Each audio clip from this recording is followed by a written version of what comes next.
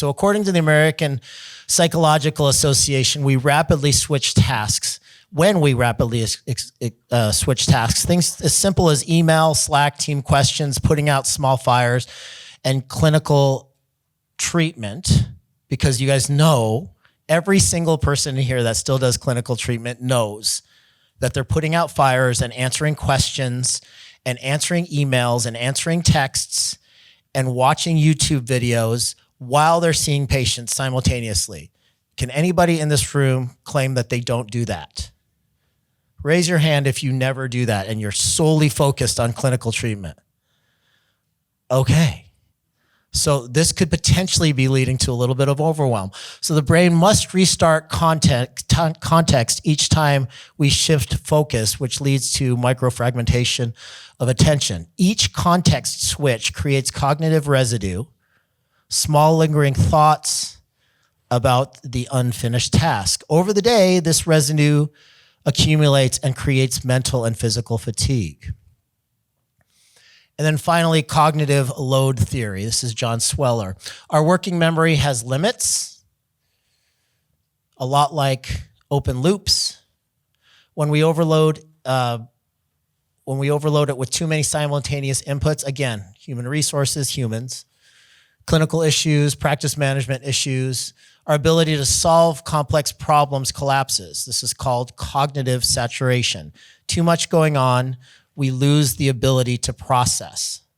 This phenomenon occurs when the needs of the business have evolved beyond the existing infrastructure and the mental capacity of a single operator.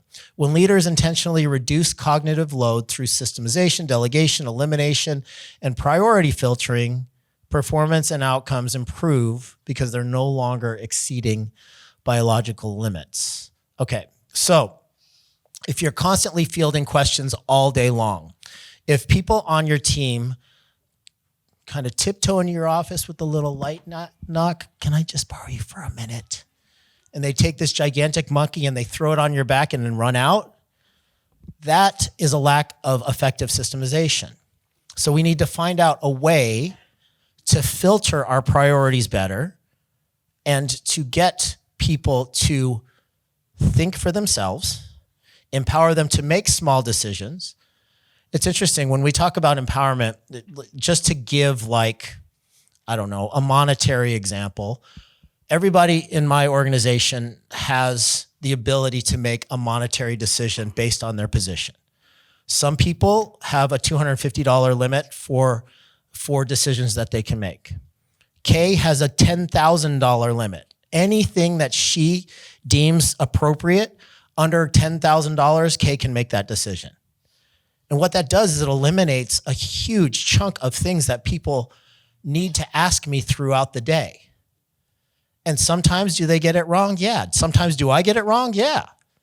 So I'm okay with that because the mental bandwidth that I recognize that is taking place by making these tiny decisions all day long is cumulative.